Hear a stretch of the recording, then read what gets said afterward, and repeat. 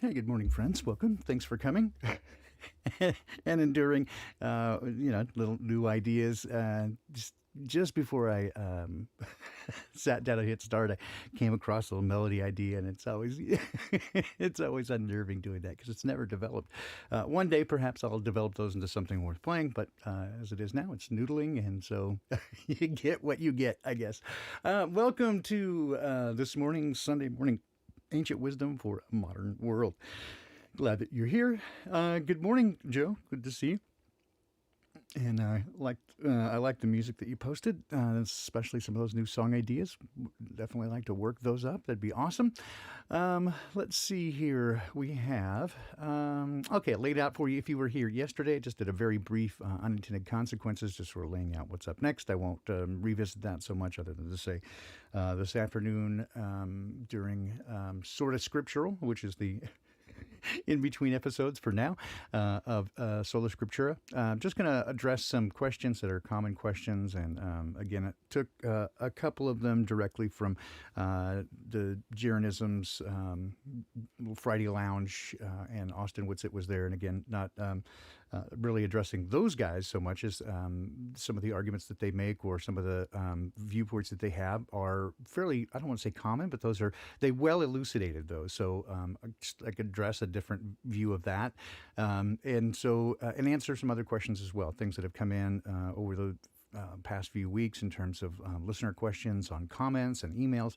So I want to just address some of those because they're good ones. And these are, definitely questions that I think any serious person who's looking at these ideas, especially with what has been given to us in terms of historical documents, there may be some questions about that, and I certainly understand that. And we have things that they grew up and had religion based on these things, so I think it's a good thing to take a look at.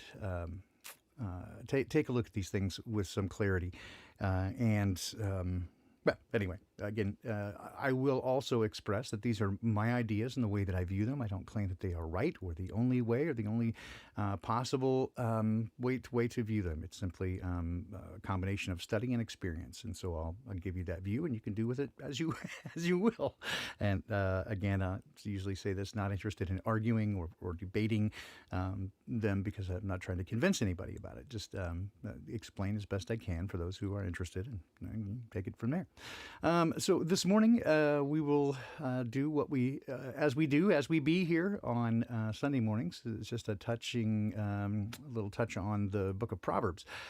So again, those who have not had any experience with Scripture or unfamiliar with it or want a place to start if you're interested in reading it. Again, many people say start at the beginning, and I think that's none of these are bad ideas. I think there's all sorts of good stuff that you can find in there. But if you, if you look in the first book, in the book of Genesis, then there's sometimes a temptation to want to prove or disprove it rather than take it as for what it is. So there's that. And if you, be that for whatever that is. If you start at the Gospels, which is another good place people often mention, which is the first 4 books of the New Testament, that'd be Matthew, Mark, Luke, and John. Again, if you're unfamiliar sort of with the backstory, the backdrop of what's going on, it might seem a little confusing, but again, there's nothing wrong with any of that either. For my part, I again say that especially for those who have some skepticism or again, unfamiliar with the language used or anything like that, the Proverbs is a great place to start because from my observation, it has some amazing insights into the nature of mankind, certainly the nature of spirituality. And even if you want to ignore those portions and just look specifically at what the author has to say about life, I think there is definitely wisdom in there. And again, take it for what it's worth. There are 31 chapters in the book of Proverbs, and therefore you can. I encourage people to read one per day, every day for 3 months. So just to recycle 3 times and let it soak in a bit. And perhaps if you are open to it, it might give you some direction I'll put it that way.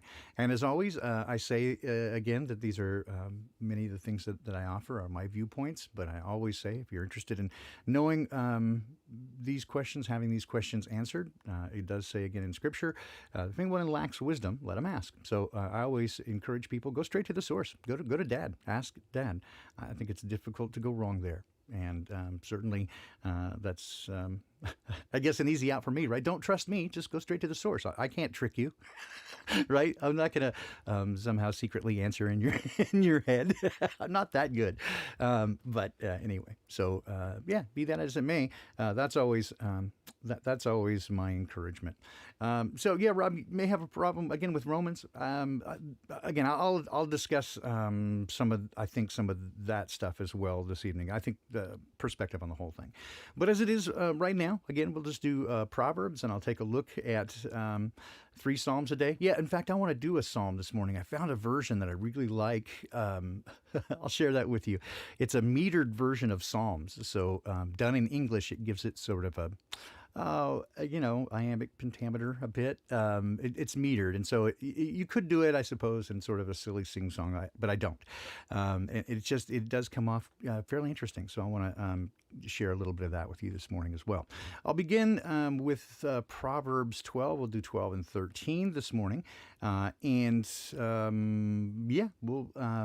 I hope that you'll, again, gain some wisdom from this. And then, again, it'll probably be fairly brief this morning, but then I hope that you would join me again this evening at 5 p.m. Pacific for Sorta Scriptural, the point 5 episode, and we'll do questions and answers, some Q&A there as well. Again, this is Proverbs 12, and I'll do this from the NIV version.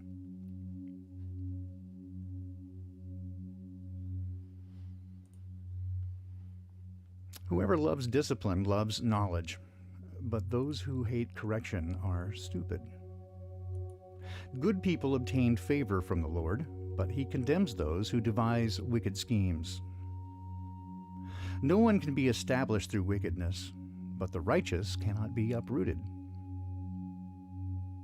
A wife of noble character is her husband's crown, but a disgraceful wife is like decay in his bones.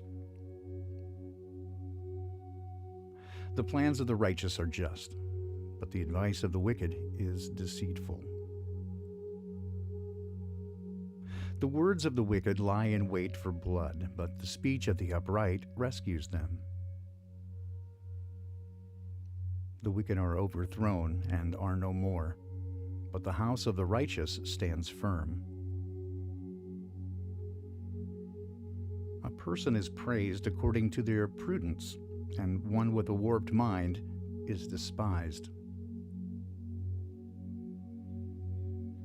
Better to be a nobody and yet have a servant than pretend to be somebody and have no food. The righteous care for the needs of their animals, but the kindest act of the wicked are cruel. Those who work their land will have abundant food, but those who chase fantasies have no sense. The wicked desire the stronghold of evildoers, but the root of the righteous endures. Evildoers are trapped by their sinful talk, and so the innocent escape trouble.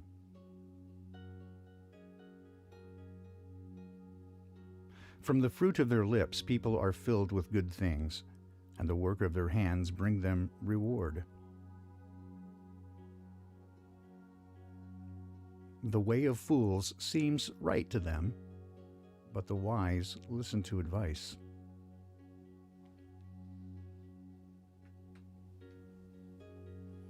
Fools show their annoyance at once, but the prudent overlook an insult. An honest witness tells the truth, but a false witness tells lies.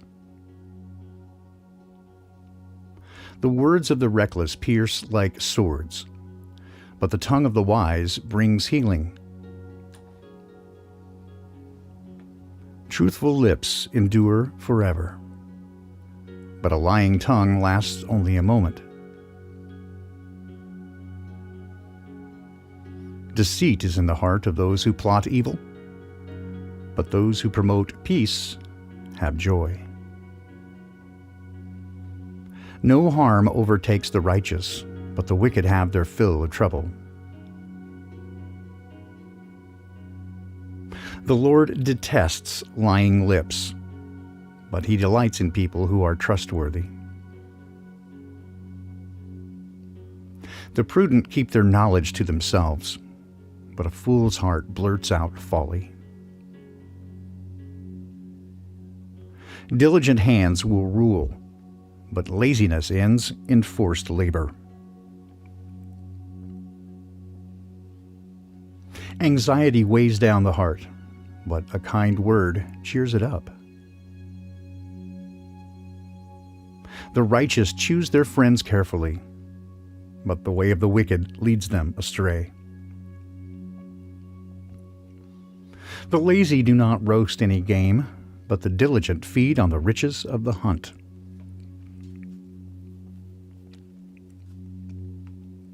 In the way of righteousness there is life. Along that path there is immortality.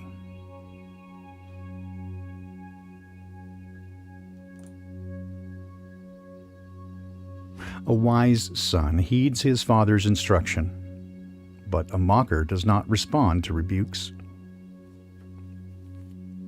From the fruit of their lips people enjoy good things, but the unfaithful have an appetite for violence. Those who guard their lips preserve their lives, but those who speak rashly will come to ruin. A sluggard's appetite is never filled, but the desires of the diligent are fully satisfied. The righteous hate what is false, but the wicked make themselves obnoxious and bring shame on themselves.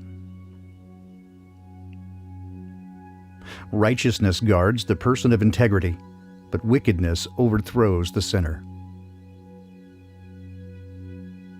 One person pretends to be rich, yet has nothing. Another pretends to be poor, yet has great wealth. A person's riches may ransom their life, but the poor cannot respond to threatening rebukes. The light of the righteous shines brightly, but the lamp of the wicked is snuffed out. Where there is strife, there is pride, but wisdom is found in those who take advice. Dishonest money dwindles away, but whoever gathers money little by little makes it grow. Hope deferred makes the heart grow sick, but a longing fulfilled is a tree of life. Whoever scorns instruction will pay for it, but whoever respects a command is rewarded. The teaching of the wise is a fountain of life, turning a person from the snares of death. Good judgment wins favor, but the way of the unfaithful leads to their destruction.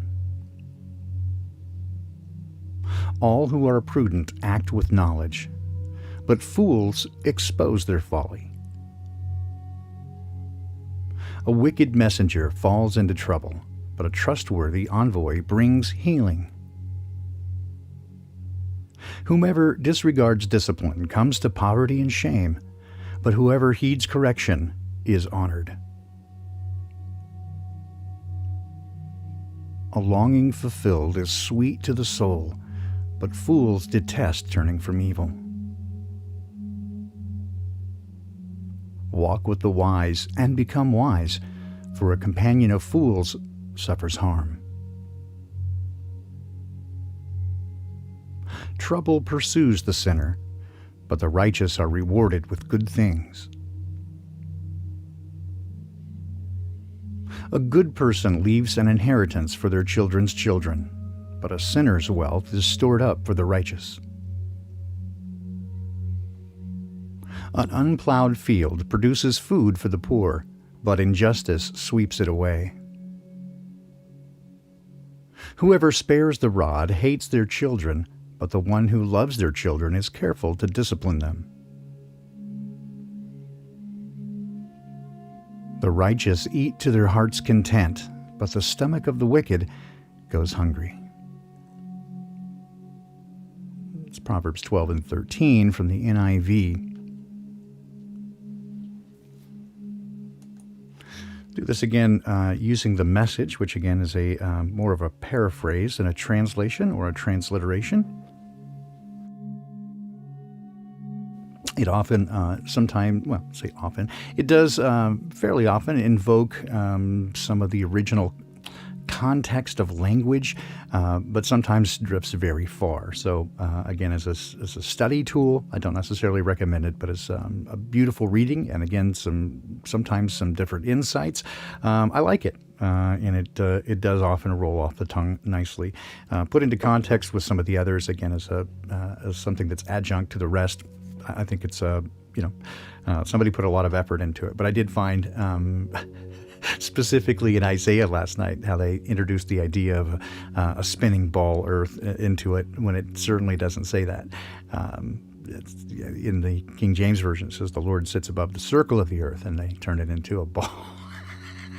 Like, oh, naughty, naughty. Don't do that. Grabble, grabble, grabble.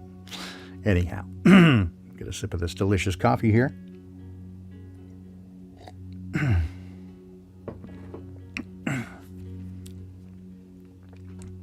Again, this is Proverbs 12 from the Message. If you love learning, you love the discipline that goes with it.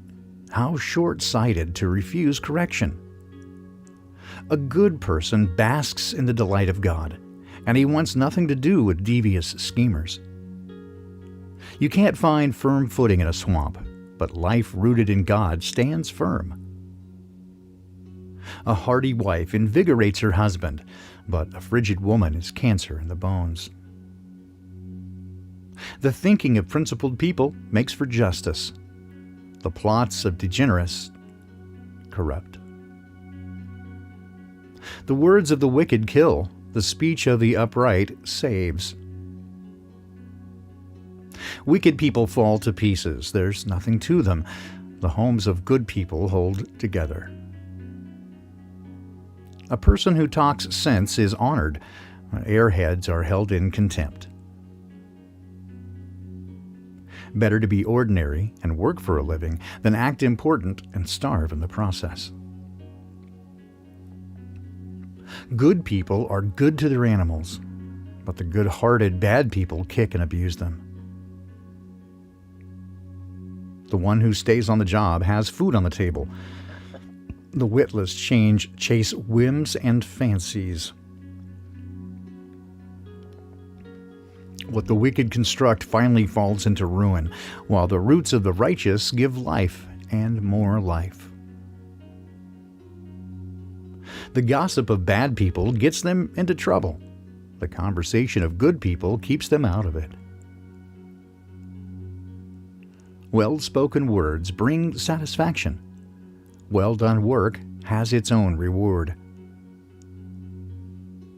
Fools are headstrong and do what they like. Wise people take advice. Fools have short fuses and explode all too quickly. The prudent quietly shrug off insults. Truthful witness by a good person clears the air, but liars lay down a smokescreen of deceit.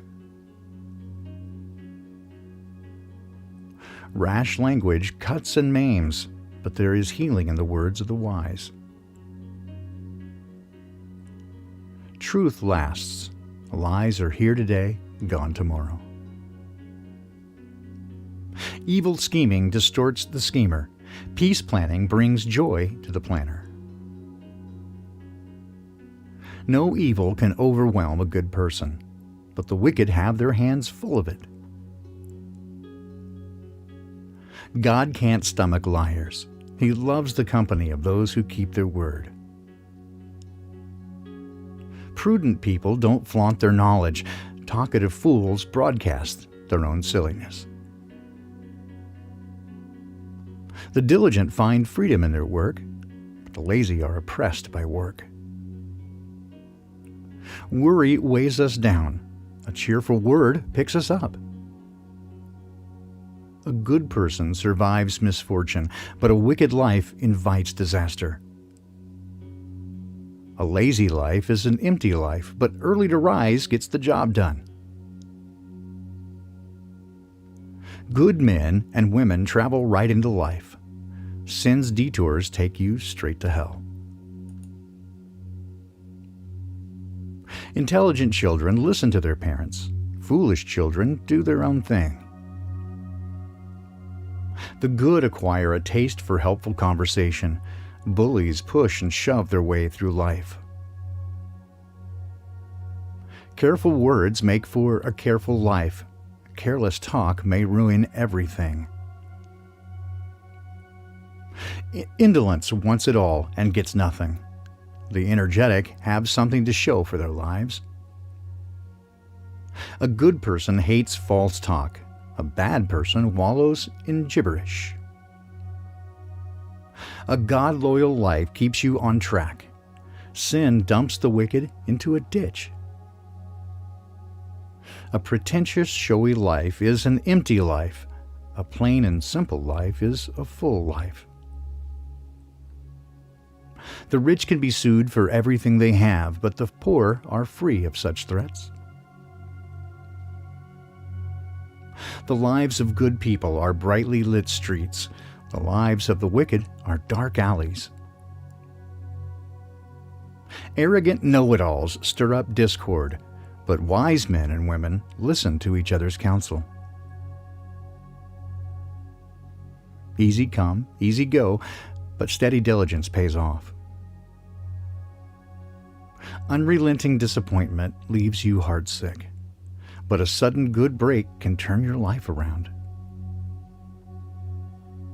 Ignore the word and suffer. Honor God's commands and grow rich. The teaching of the wise is a fountain of life, so no more drinking from death-tainted wells. Sound thinking makes for gracious living, but liars walk a rough road. A common-sense person lives good sense. Fools litter the country with silliness. Irresponsible talk makes a real mess of things, but a reliable reporter is a healing presence. Refuse discipline and end up homeless. Embrace correction and live an honored life. Souls who follow their hearts thrive. Fools bent on evil despise matters of soul. Become wise by walking with the wise. Hang out with fools and watch your life fall to pieces.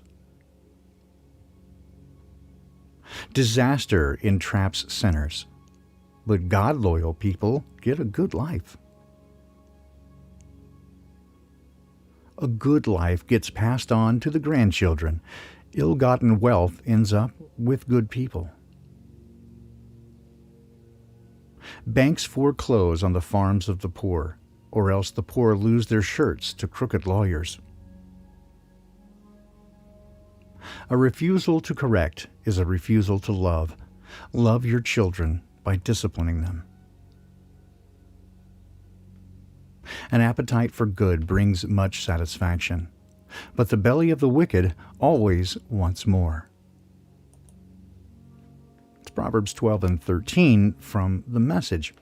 It is, in fact, so much gravy, and this is, again, why I always point people to this as a great place to start, because irrespective of your worldview, it is hard to deny the wisdom found in these words, that if you were to follow the path laid out by this, it is certainly well worth trying. Hey, Nachikhet, it's great to see you. We'll talk again later, okay? So perhaps we'll try to get together later today or this week. It's always great to see you, my friend. So, there is so much amazing wisdom found in these words. And again, I just find it very difficult to deny the contrasts that are laid out here between those who are diligent and follow these words and have correction to introduce wisdom, and those who do not, those who, as you see, chase after quick wealth, right? Get rich quick schemes. You can certainly, as you go through this, you can certainly see character traits of those that you know. And I think that, again, I will say this, right? That if I could do really even half of these things with consistency, I would be delighted. But but again, I think it's these are great, measured, well considered axioms for life that if you apply, I think will help, and including, and from my perspective, including the idea, right, of recognizing, acknowledging. The word says, fear God. Again, I certainly understand that because I find it terrifying to be in the presence of something so powerful. But it is also refreshing. There is love indescribable there.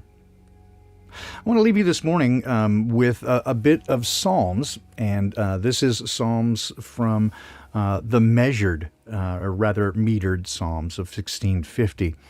And I found this version. I'm just delighted with it. It's a fairly, I think it came out. First I saw it was about 2015 or so, but this is broken up into sort of an 8/6/8/6 pentameter. And very, very interesting. So I'll start with Psalm 1 and just do a couple of them. But I really like the way that it came out. And Joe and I we used to do a variety of things, setting the Psalms to music, because originally the Psalms were songs. That's a psalm is a song. And we had one specifically called the Psalms, and it had several verses that were fairly close to the original, kind of put together. And I used to do this quite frequently just by myself when I was noodling. I just kind of sing along with it and open up to the book of Psalms and just kind of pour my heart out to Dad. But it is sometimes, again, because it was written in a different language and they have a different meter that goes along with that, it doesn't always come out in such a practical, lyrical way. And so you kind of have to make some interesting moves there. At some point, again, I think I'll try to find a version that Joe and I did that you can kind of see what's going on there. But this is written specifically to have a particular meter in English. So without beating that part to death, I'll just read a little bit. Again, this is beginning in Psalms 1. That man hath perfect blessedness, who walketh not astray in counsel of ungodly men, nor stands in sinners' way, nor sitteth in the scorner's chair, but placeth his delight upon God's law, and meditates on his law day and night. He shall be like a tree that grows near planted by a river, which in his season yields his fruit, and his leaf fadeth never. And all he doth shall prosper well. The wicked are not so, but like they are unto the chaff which wind drives to and fro. In judgment therefore shall not stand such as ungodly are, nor in the assembly of the just shall wicked men appear. For why? The way of godly men unto the Lord is known, whereas the way of wicked men shall be quite overthrown. Psalms 1. Why rage the heathen, and vain things why do people mind? Kings of the earth do not set themselves, and princes are combined to plot against the Lord and his anointed, saying thus, let us asunder break their bands, and cast their cords from us. He that in heaven sits shall laugh, the Lord shall scorn them all. Then shall he speak to them in wrath, in rage he vex them shall. Yet notwithstanding I have him to be my king appointed, and over Sion my holy hill I have him king anointed. The sure decree I will declare, the Lord hath said to me, Thou art mine only son, this day I've begotten thee. Ask of me, and for heritage the heathen I'll make thine, and for possession I to thee will give earth's utmost line. Thou shalt as with a weighty rod of iron break them all, and as a potter's shard thou shalt them dash in pieces small. Now therefore kings be wise, be taught, ye judges of the earth, serve God in fear, and see that ye yet join trembling with your mirth. Kiss ye the Son, lest his ire ye perish from the way. If once his wrath began to burn, blessed all on him that stay. Psalm 2 from the metered Psalms. I just found it rather interesting. It's a bit of an anachronism, but I like it still. Thanks again, friends, for dropping by this morning, and it's always a pleasure to spend the time with you. Again, I'll be back at 5 p.m. Doing Sola Scriptura mid-week or a semi-weekly episode. We'll do something different at the come of the year. It won't be like in every other thing. We'll always have something for you. But for today, I'm going to do sort of a Q&A and answer some questions. Do that sort of thing. So hope you come back for that. It's going to be at, yes, I'm distracted. I'm doing several things at once here. Be back at 5 p.m. Pacific time. That's 8 p.m. Eastern, as I take a look at some questions, both general questions that have been asked a number of times, as well as specific listener questions as well. If you have any that you'd like answered, feel free to send me an email, unintended.consequences3@gmail.com. If you do it between now and 5 p.m., or well, actually more like 4 o'clock, before I can take a look at it, I will try to address those as well. Yes, indeed, have a great day, tribe, and thanks everyone for coming along this morning. It's always a pleasure to spend time with you. I have had, as you know, a lot going on and trying to cover all the bases, but I think that there is motion, and come the first of the year, you will see some changes here at this channel, as well as probably in the world as well. Let's see. We will do this morning. I'll do this one. Streams in the desert. No, I'll do more than I've ever seen. So this is, I think, 1994 with Joe Ray and myself. Let's see here. Add a little volume there. And I will see you again this evening, hopefully. Thanks for dropping by.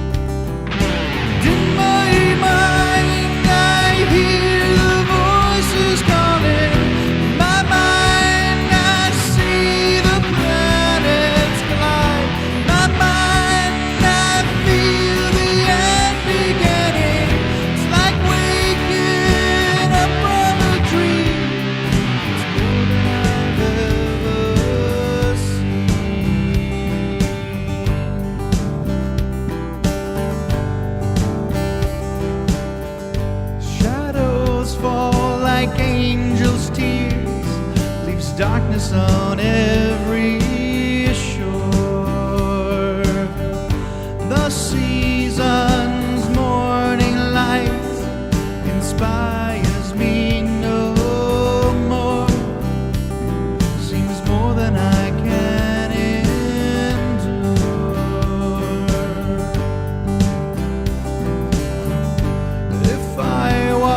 this final mile, will love be waiting there? If my feet are on solid ground, can I reach my dream?